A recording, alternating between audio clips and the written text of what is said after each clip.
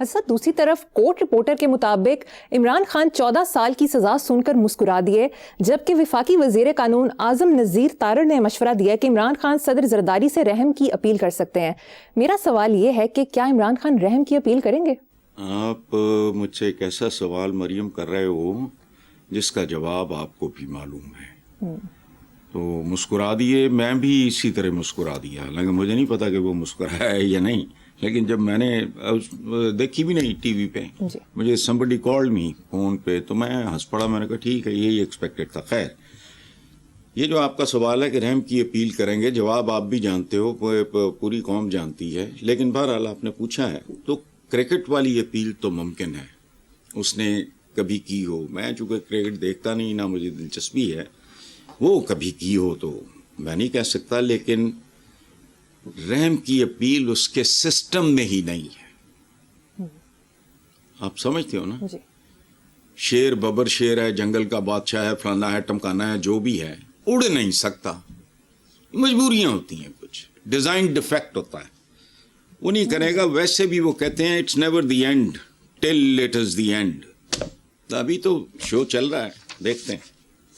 حسن صاحب، 190 million pound case میں عمران خان کو 14 سال اور اہلیہ بشرا بی بی کو 7 سال قید سزا پر نون لیگ کا جشن، بھنگڑے، مٹھائیاں تقسیم کی گئیں، جبکہ چیف منسٹر پنجاب مریم نواز کا کہنا ہے کہ تاریخ کا پہلا وزیر اعظم ہے جو چوری کرتے پکڑا گیا۔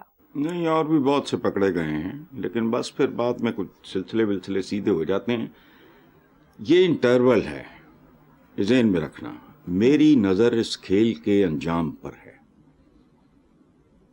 اور ہمارے ایک زمانے میں ہوتا تھا، بریک آتی تھی پی ٹی وی پہ، تو لکھتے تھے انتظار فرمائیے، تو جو بہت پھدک رہے ہیں وہ بھی انتظار کریں، آپ بھی کریں، میں بھی کرتا ہوں۔ بالکل ٹھیک حسن صاحب، یعنی کہ رحم کی اپیل سسٹم میں ہی نہیں ہے۔ آگے چلتے ہیں۔ حکومتی ذرائع نے پنجاب میں مزید 3 مقامات پر سونے کے ذخائر کی موجودگی کا انکشاف کیا ہے۔ اٹک کے بعد میاں والی، تربیلا اور ستلج کے مقام پر بھی سونے کے ذخائر کی تصدیق کی گئی ہے۔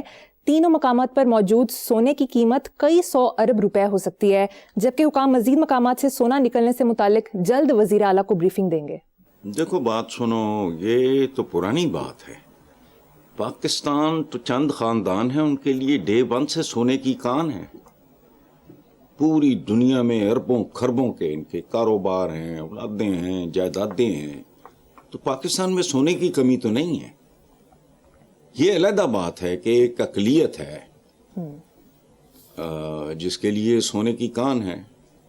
اچھا، باقی مجھے وہ دن بھی یاد ہیں جب ایک عجیب و غریب ڈرامہ چلتا تھا چنوٹ میں، پتہ نہیں تانبے کے یا کون سی، اس طرح کی بانگیاں تو چلتی رہتی ہیں۔ ریکارڈ اس کا کیا بنا، چنوٹ، اٹک، میاں والی، تربیلا، ستلج، تو عوام مزدور ہیں، پاکستان سونے کی کان ہے۔ اور یہ کسے کہانیاں پہلے بھی اس طرح کی بانگیاں بہت ساری سن چکے ہیں۔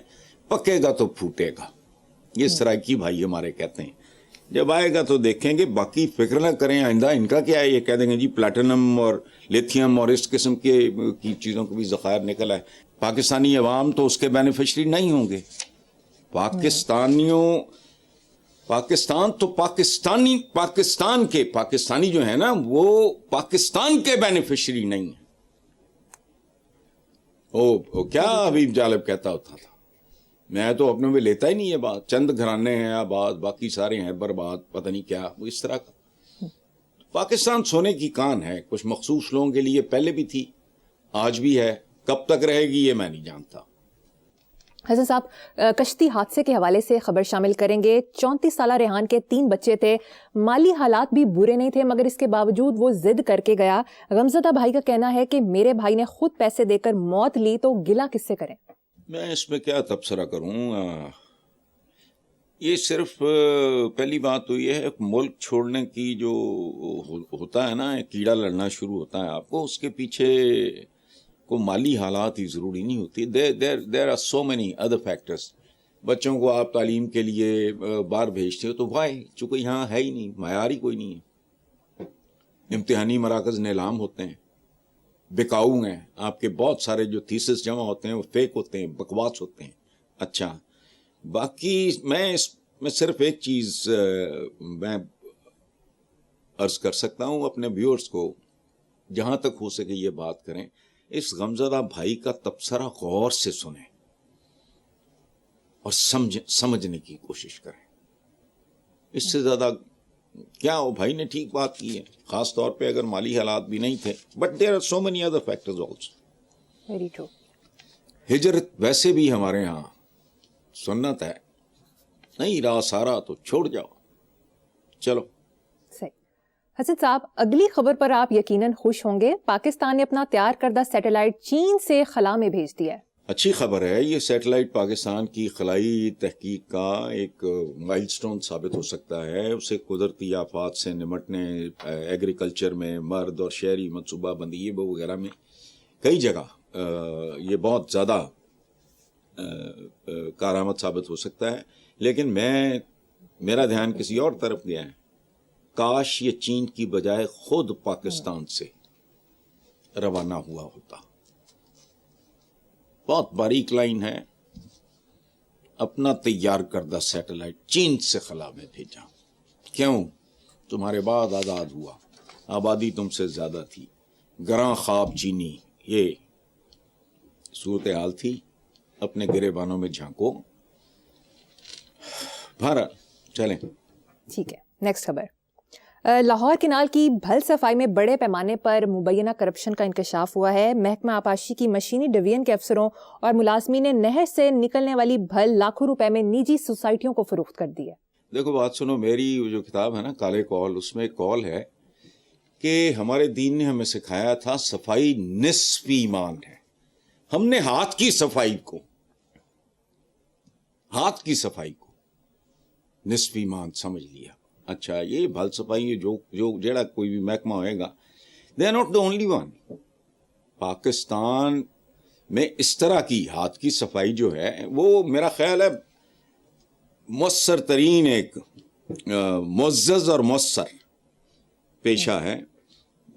اصل بات یہ ہے کہ دیکھو، یہ لوگوں کو ہمارے ہاں بات پوری سمجھ نہیں آئے گی، میں تھوڑا ایکسپلین کر دیتا ہوں. اصل بات یہ ہے کہ اس دھندے میں سرکاری پیٹرول اور بھاری سرکاری مشینری کے علاوہ یہ ٹوائی شوائی وغیرہ کرنے کے لیے، پہنچانے کے لیے، ادھر ادھر سپلائی کرنے، ٹرالیاں بھی سرکاری استعمال میں، پیٹرول بھی سرکاری استعمال ہوا.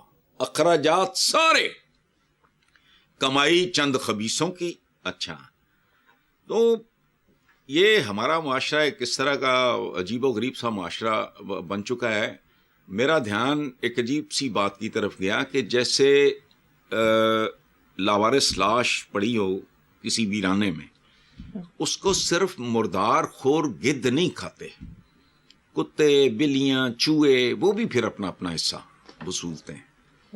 یہ پورے کا پورا نظام ایک لاوارث لاش کی طرح ہے. کرپشن وے آف لائف ہے، سب کو پتا ہے، میں کوئی نئی بات نہیں کر رہا، لیکن ادھر دھیان نہیں. اور یہ شروع ہوا ہے ٹاپ سے. گلیشیئر اگر گندے اور غلیظ پانی کا ہے تو وہ ندی نالوں میں بھی وہی غلیظ، گندا، بدبودار اور ناپاک پانی آئے گا. وہی صورتحال ہے. جی.